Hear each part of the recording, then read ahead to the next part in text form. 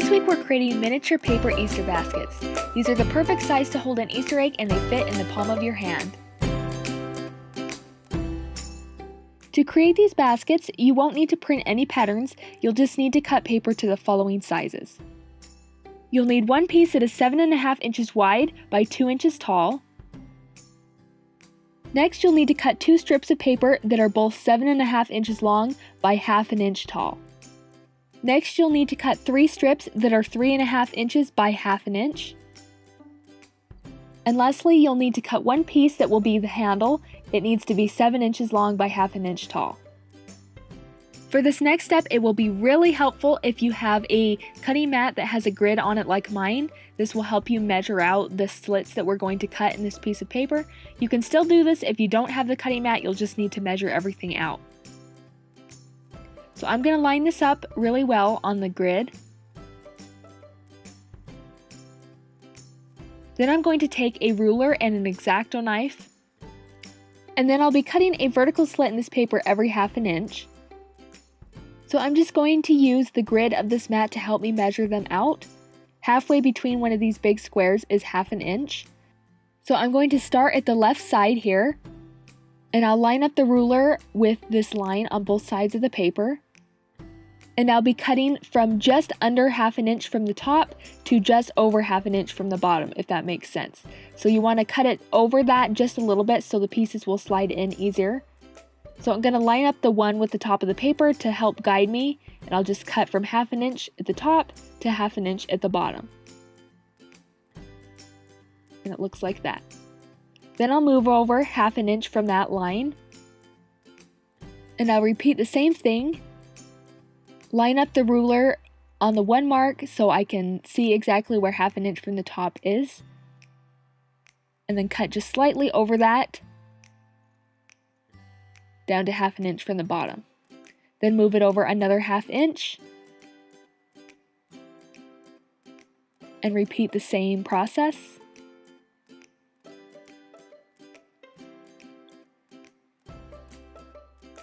And then move it over another 1/2 inch. And you'll just be repeating this process all across the paper. You'll end up 1/2 inch from the end. And if you want to make a slightly easier version of this, you can also cut slits every 1 inch instead. This will also make it easier to weave in the paper strips. So when I finished cutting the slits, the paper looked like this. So now we're ready to weave in the strips. So I'm starting with this pink strip of paper, and I'm just going to start weaving it into these slits, following a pattern of going over and under. And it's actually a bit easier to weave these in if you use thinner paper. I used cardstock, so it got a little tricky at times. You'll just need to be patient and slowly and gently push the paper through. And it actually does seem to be easier to wiggle the paper side to side rather than just trying to push it. It seems to move better that way. So just keep pushing it until it's even with the edge of the paper, and then push it down as far as you can to make room for the other strip. So now we're ready to weave in the second strip. So this time I'm going to follow the opposite pattern that I did with the first strip. So I'm going to do under over instead of over under. And this second strip is a little harder to weave in. Again, it just works best if you weave it in slowly and carefully and wiggle it side to side. And try not to tear the paper as you're sliding this in, but that's okay if you do. Mine did a couple times and I just fixed it with some hot glue at the end. So just keep working on it until you get it all the way to the end. And again, you'll want to line it up with the edges of the paper. Then move things around and make any adjustments you'd like to.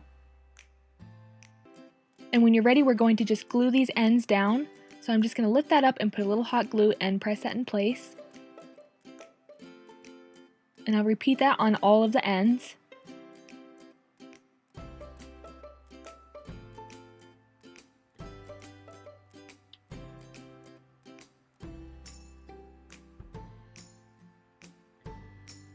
So it should look like this. Next, you can fix any little tears on the back side of the basket with some hot glue.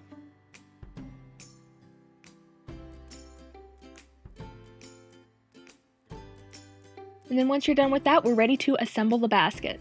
So I'm just going to be taking these two ends and we'll be gluing these together, just overlapping them each by 1/2 inch, just like that.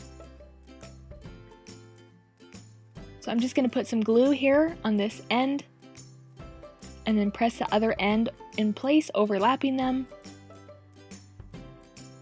So it looks like this.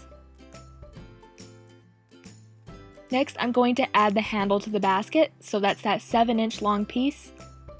So you just want to put it halfway across the basket, so just decide exactly where you want to place it.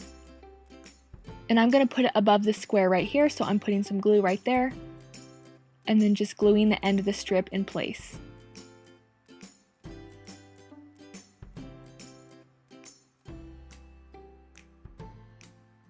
Then I'll decide where I want the other one to be, just right above this square. So I'll put a little glue right there,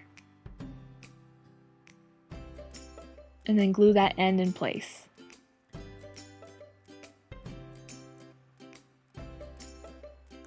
And you may need to add a little more glue just to make sure it's really secure. So the basket looks like this at this point. Now we just need to create a bottom for it. So I took those 3.5 inch strips, and I'm just going to be adding those to the bottom of the basket. So I'm just going to fold like 1/2 inch on the end like that. And this will need to be placed at the halfway point across the bottom.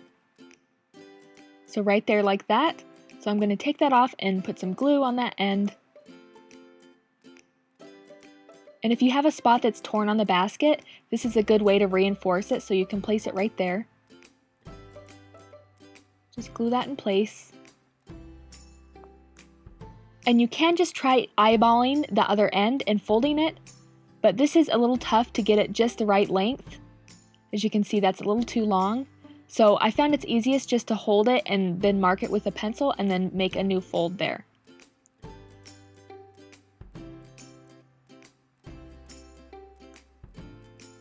So I want it to go right here. So I'm just going to take that end up and put some glue on it and press it in place.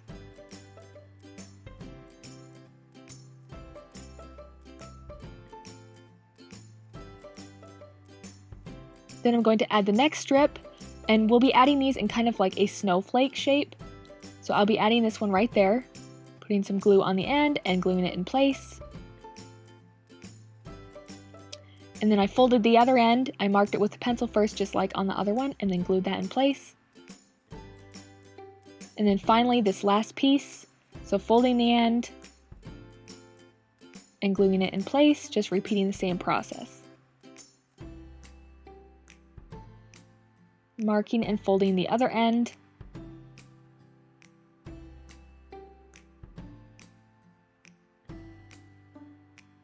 You can cut off the extra paper and then glue it in place. So it looks like this on the bottom. You can add a little more glue here if you really want it to be secure, but you don't have to do that.